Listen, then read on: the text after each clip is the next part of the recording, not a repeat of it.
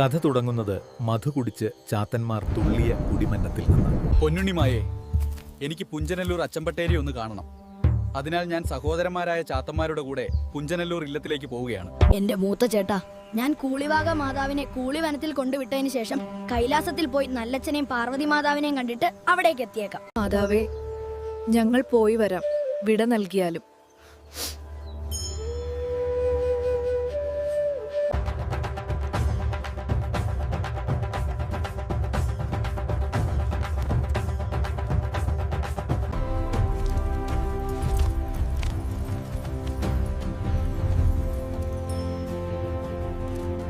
അനുജന്മാരെ,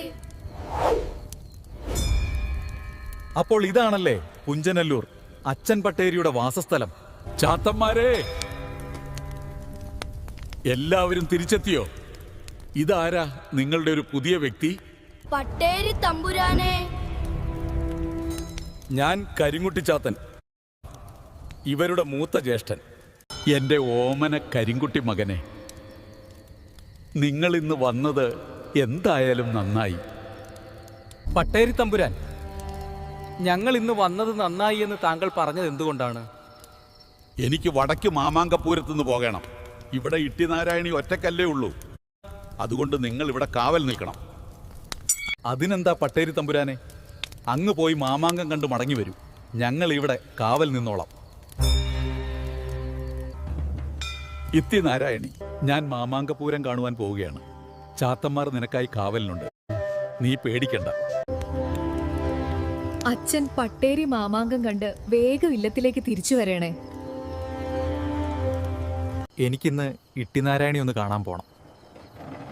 അച്ചമ്പട്ടേരി എന്തായാലും ഇന്ന് മാമാങ്കത്തിൽ നിന്ന് പോയിട്ടുണ്ടാവും. അച്ചമ്പട്ടേരി ചാത്തന്മാരെ കാവൽ നിർത്തിയിട്ടുണ്ടല്ലോ. ഇനി ഞാൻ എങ്ങനെ ഇല്ലത്തിന്റെ അകത്തേക്ക് കയറും? ആരാണ് നിങ്ങൾ? എന്താണ് ഇല്ലത്തിന്റെ മുന്നിൽ ചെയ്തുകൊണ്ടിരിക്കുന്നത്? കരിങ്കുട്ടി ചാത്തൻ, ഇട്ടിനായരണി, നങ്ങമ്പള്ളി കുഞ്ഞാറ്റോൾ എന്റെ നേർ സഹോദരിയാണ്. ഞാൻ അവളെ കാണാൻ വന്നിരിക്കുകയാണ്. വരണം. ഉണ്ണി നമ്പൂതിരി, പുഞ്ചനല്ലൂരിലേക്ക് സ്വാഗതം. സഹോദരങ്ങളെ ചാത്തന്മാരെ, ഉണ്ണി നമ്പൂതിരി വന്നിട്ട് ഏറെ നേരമായല്ലോ. അദ്ദേഹം ഇനിയും പുറത്തേക്ക് വന്നില്ല. ഞാൻ ചാത്തന്മാരോട് നുണ പറഞ്ഞിട്ടാണ് ഇല്ലത്തിന്റെ അകത്തേക്ക് വന്നത്. ഉണ്ണി നമ്പൂതിരി, പേടിക്കണ്ട, ചാത്തന്മാരൊന്നും അറിയാൻ പോകുന്നില്ല. ദുഷ്ട, നീ എന്നെ കബളിപ്പിക്കുകയായിരുന്നു അല്ലേ? നിന്നെ ഞാൻ വെറുതെ വിടില്ല.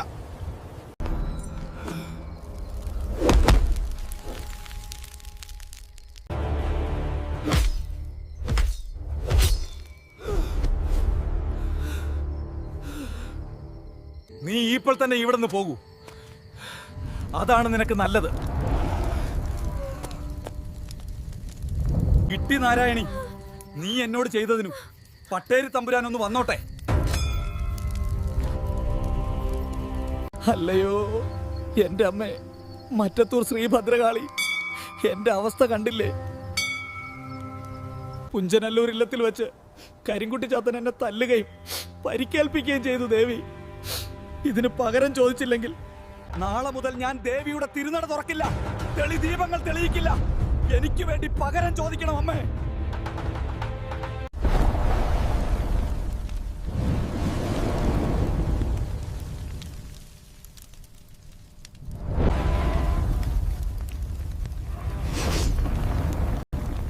എവിടെ നിങ്ങളുടെ മൂത്ത ജ്യേഷ്ഠൻ കരിങ്കുട്ടി ചാത്തൻ? ഞാനിവിടെ തന്നെയുണ്ട്, മറ്റത്തൂർ കാളി. കരിങ്കുട്ടി ചാത്ത, നീ എന്റെ തീവ്രഭക്തനായ ഉണ്ണി നമ്പൂതിരിയെ ഉപദ്രവിച്ചു. അതിനുള്ള ശിക്ഷ നിനക്ക് ഞാൻ ഇതാ തരുന്നു. മറ്റത്തൂർ കാളി, നിന്റെ ഭക്തൻ നുണയനും വഞ്ചകനുമാണ്. നിങ്ങൾ എന്റെ 10 അനുജന്മാരെ വധിച്ചു. അതിനുത്തരം പറയാതെ നിങ്ങളെ ഞാൻ ഇവിടെ നിന്ന് വിടില്ല. ഇവൻ ആരാണ്? 3/4 നാഴിക നേരമായിട്ടും ഇവനെ വധിക്കുവാൻ സാധിക്കുന്നില്ലല്ലോ. കരിങ്കുട്ടി ചാത്ത, ആരാണ് നീ? നിന്റെ പിതാവ് ആരാണ്? മാതാവ് ആരാണ്? എന്റെ പിതാവ് ദേവന്മാരിൽ ദേവൻ മഹാദേവൻ, മാതാവ് പാർവതി ദേവി. കരിങ്കുട്ടിച്ചാത്ത, ഞാൻ നിന്റെ നേർ പെങ്ങളാണ്. എന്റെ പിതാവും മഹാദേവനാണ്. കരിങ്കുട്ടിച്ചാത്ത, ഇതാ ഞാൻ വധിച്ച ചാത്തന്മാരെ തോറ്റി തന്നിരിക്കുന്നു. നന്ദി മറ്റത്തൂർ കാളി. ഇതാ നിങ്ങളുടെ പള്ളിവാൾ. ഊണൂട്ട് പൂജയ്ക്കുള്ള സമയമായല്ലോ.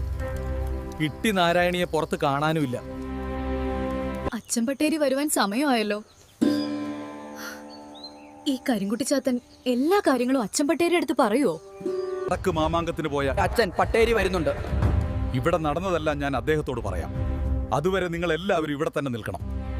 ഇട്ടി നാരായണി നങ്ങമ്പിള്ള മോളെ, ഞാൻ മാമാങ്കം കണ്ട് ഇല്ലത്തിലെത്തി.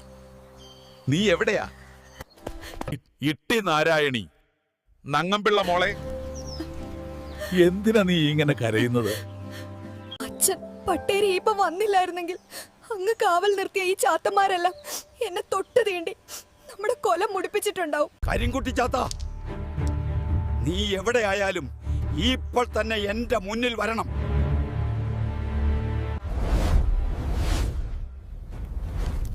എന്നെ എന്തിനാണ് വിളിച്ചത്? പട്ടേരി തമ്പുരാനെ! കരിങ്കുട്ടി ചാത്ത, എവിടെ നിന്റെ അനുജന്മാർ? എല്ലാ ചാത്തന്മാരും എവിടെ പോയി? പട്ടേരി തമ്പുരാനെ, എന്റെ അനുജന്മാർ എവിടെ പോയെന്ന് എനിക്കറിയില്ല. നിന്റെ അനുജന്മാർ എവിടെ പോയാലും എനിക്ക് കുഴപ്പമില്ല. നിന്നെ ഞാൻ കാണിക്കുന്ന കാലക്കേട് അവർ കണ്ടറിയട്ടെ.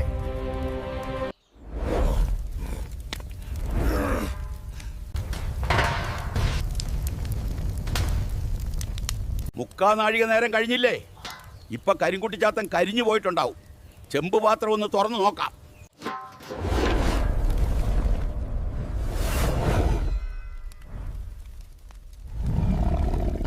കരിങ്കുട്ടിച്ചാത്ത, നീ പരമേശ്വരന്റെ മോനാണെന്ന് ഞാൻ മറന്നു. ഞാൻ ചെയ്ത കാര്യങ്ങൾക്കെല്ലാം എന്നോട് ക്ഷമിക്കണം. എന്നെ ക്ഷമിക്കുമോ? നീ എന്തുകൊണ്ടാണ് ഇത് ചെയ്തതെന്ന് എനിക്കറിയാം. നിങ്ങൾ ചെയ്ത തെറ്റ് എന്താണ് സംഭവിച്ചതെന്നറിയാതെ എന്നെ ശിക്ഷിക്കാൻ ശ്രമിച്ചതാണ്. അതുകൊണ്ട് തന്നെ എനിക്ക് ഇവിടെ നിൽക്കാൻ താല്പര്യമില്ല. ഞാൻ ഇവിടുന്ന് പോകുന്നു.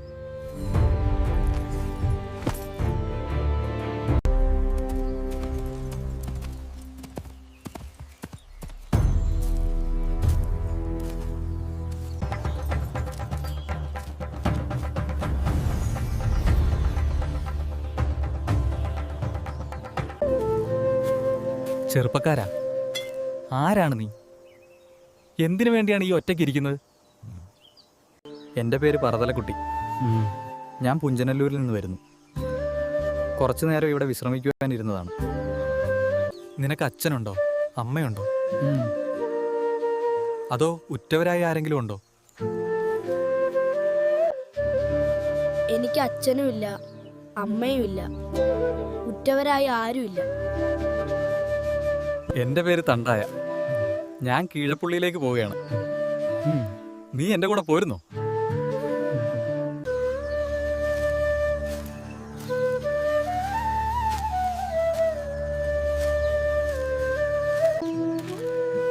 പറതല കുട്ടി, നീ ഇവിടെ വിശ്രമിക്ക്. ഞാൻ മധു കുടിച്ചിട്ട് ഇപ്പൊ വരാം. പെരുമ്പറേച്ചി, വേഗം നടക്ക്.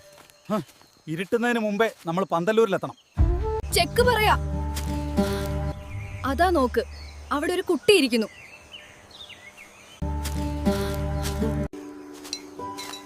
മോനെ, നീ എന്താ ഇവിടെ ഒറ്റയ്ക്കിരിക്കുന്നത്? നിന്റെ വീട് എവിടെയാണ്? ഞാൻ തണ്ടായ കാത്തിരിക്കുകയാണ്. തണ്ടായ മധു കുടിക്കാൻ പോയിരിക്കുക. ഇത് ഏതാണ് ദേശം? ഇത് ഐരാണം എന്ന ദേശമാണ്. നീ പോരുന്നോ? ഞാൻ വരണമെങ്കിൽ തണ്ടായുടെ സമ്മതം വേണം. പിന്നെ ഞാൻ വന്നാൽ ഞാൻ വിചാരിച്ചാൽ മാത്രമേ നിങ്ങൾക്ക് എന്നെ പറഞ്ഞയക്കാൻ പറ്റൂ. പറ തലക്കുട്ടി, ഇവിടെ എന്താ പ്രശ്നം? ഇവരൊക്കെ ആരാണ്? ഞാൻ ചെക്കുവൻ. ഇതെന്റെ ഭാര്യ പെരുമ്പറച്ചി. നിങ്ങൾക്ക് സമ്മതമാണെങ്കിൽ ഞങ്ങൾ ഇവനെ കൊണ്ടുപോയിക്കോട്ടെ.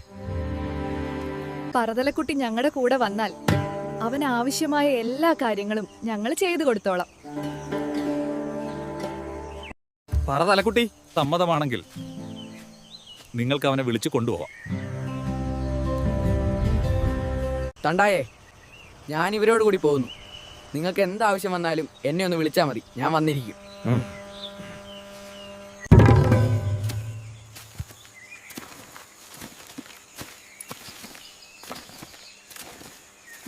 ചെക്കുവാ, പറതലക്കുട്ടി വന്നതുകൊണ്ട് വീട്ടിലെ എല്ലാ ജോലിയും അവനെ കൊണ്ട് ചെയ്യിപ്പിക്കാം. പെരുമ്പറേജി, നീ ഇതിനു വേണ്ടിയാണോ ആ പാവം കുട്ടിയെ ഇങ്ങോട്ട് കൊണ്ടുവന്നത്? പെരുമ്പറേജി, അപ്പൊ എന്നെ ഇവിടേക്ക് കൊണ്ടുവന്നതിന്റെ ഉദ്ദേശം ഇതായിരുന്നു അല്ലേ? ഇതിന് വേണ്ടത് ഞാൻ നിനക്ക് തരുന്നുണ്ട്. മോനെ പറതലക്കുട്ടി, എനിക്ക് തീരെ വയ്യാടാ. ചെക്കുവൻ പുറത്തു പോയി. നീ ഈ കോഴി ഒന്ന് കറി വെച്ച് തരുവോ? അതിനെന്താ? ഞാൻ കറി വെച്ച് തരാലോ. അതിന് കോഴി എവിടെയാണ്? അയ്യോ, എന്റെ കയ്യിലിരുന്ന കോഴി എവിടെ പോയി? ഞാൻ ഇവിടേക്ക് വരുമ്പോ എന്റെ കയ്യിലുണ്ടായിരുന്നല്ലോ. ഇതെന്തു മായം? ഇതാണോ ആ കോഴി? അയ്യോ ചെക്കുവാ, ഓടി വരണേ. ഇതാ തലയില്ലാത്ത കോഴി പെരപുറത്തിരുന്ന് കൂവുന്നേ. നീ എന്തിനാ ഇങ്ങനെ അലർന്നേ?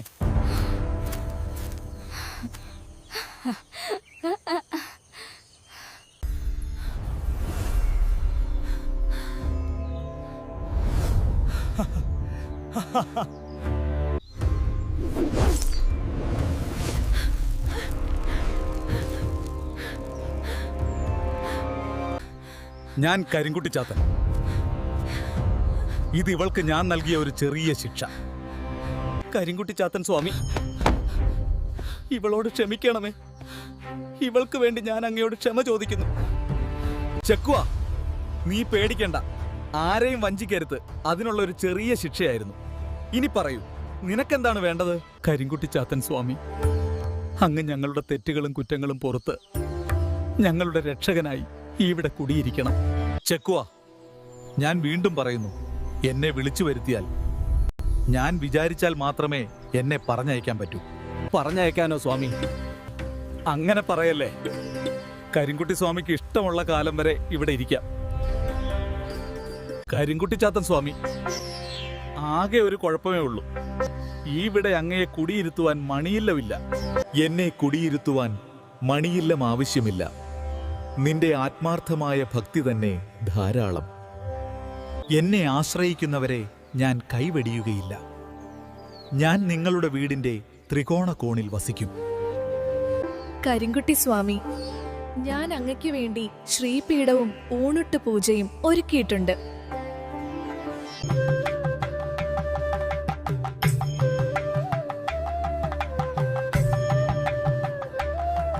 അങ്ങനെ കരിങ്കുട്ടി ചാത്തൻ സ്വാമി കേരളത്തിലെ നിരവധി തറവാടുകളിൽ രക്ഷാമൂർത്തിയായി ഇന്ന് കുടിയിരിക്കുന്നു.